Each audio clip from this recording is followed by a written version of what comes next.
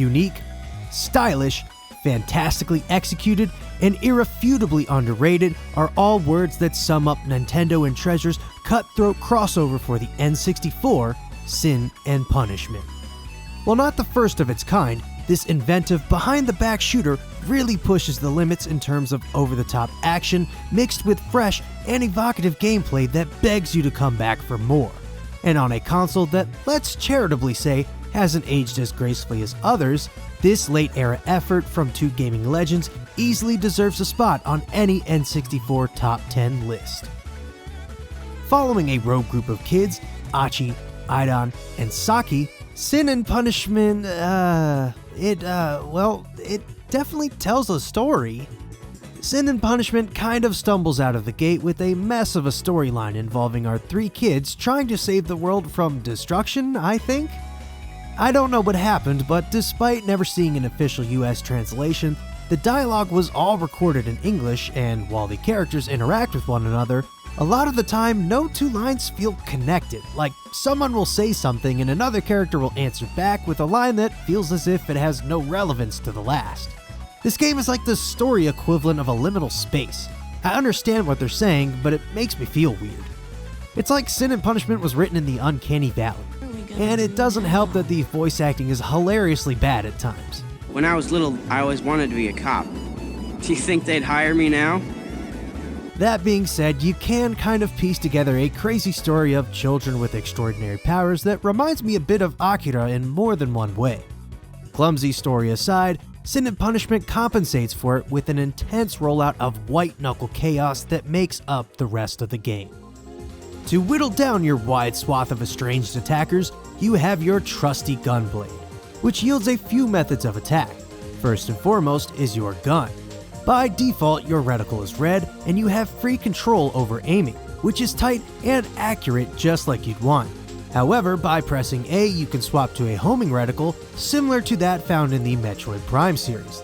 This locks onto enemies and can be easily switched by pressing in the direction of the next closest foe, making effortless work of large strings of grunts. What may not seem apparent until a particular section late in the game is that in a nice feat of nuance, your lock-on shot is ever so slightly weaker than your free aim, so mastering your precision has its perks. That being said, the homing shot is a godsend, as it allows you to focus on your movement, which, as you may have noticed, is key to seeing this game through to the end. By double pressing C left or right, you'll dodge roll, which leaves you invincible for its duration, meaning it's not uncommon to find yourself volleying left and right while taking potshots in between to down your many mechanized adversaries or to quickly get out of harm's way, be it an attack or a stage obstacle. Sometimes though, your dodge or your gun won't quite cut it, but what will is your blade. By simply tapping Z rather than holding it down for a constant fire, you'll unleash a quick but powerful slash attack that can dispatch multiple close-range enemies in no time. Adding to its usefulness, a well-timed slash will send projectiles flying right back where they came from, and the game expects you to use this as it will make haste of a few bosses. With bosses in mind, Sin and Punishment follows in the footsteps of other Treasure classics like Alien Soldier, in that it's essentially just a well-disguised boss rush mode strung together by a few set pieces in between. And by no means is that a bad thing.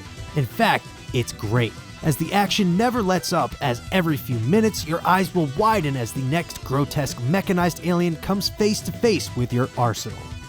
From the giant crab walker in level 2, the sand-swimming dune worms of level 8, or the insane city-destroying angel fight of level 3 that could be straight out of an Evangelion episode, you'll never know what to expect next, except that it'll be something crazy and unique.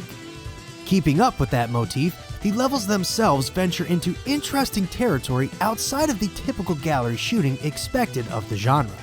As Achi and friends make their way through each scenario, the camera zips around and changes perspective from creative scrolling behind the back shooting to typical static gunning sections. But expect to try your luck with a few chase sequences, some 360-degree boss battles, and even a straight-up side-scrolling level.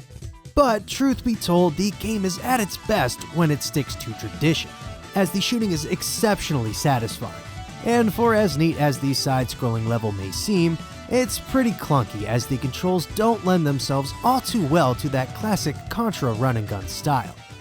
While we're talking about style, I would be remiss if I did not mention the graphics.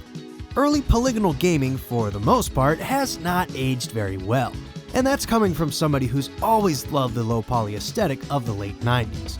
But compared to many of its contemporaries, Sin and Punishment took advantage of this unpolished blockiness of the time and crafted a distinct vision built around these flaws. The world, the characters, and the levels exude this sharp, dark, and run-down panache that lands somewhere between a mixture of the Guerrillas and Serial Experiments lane, and it fits the game perfectly.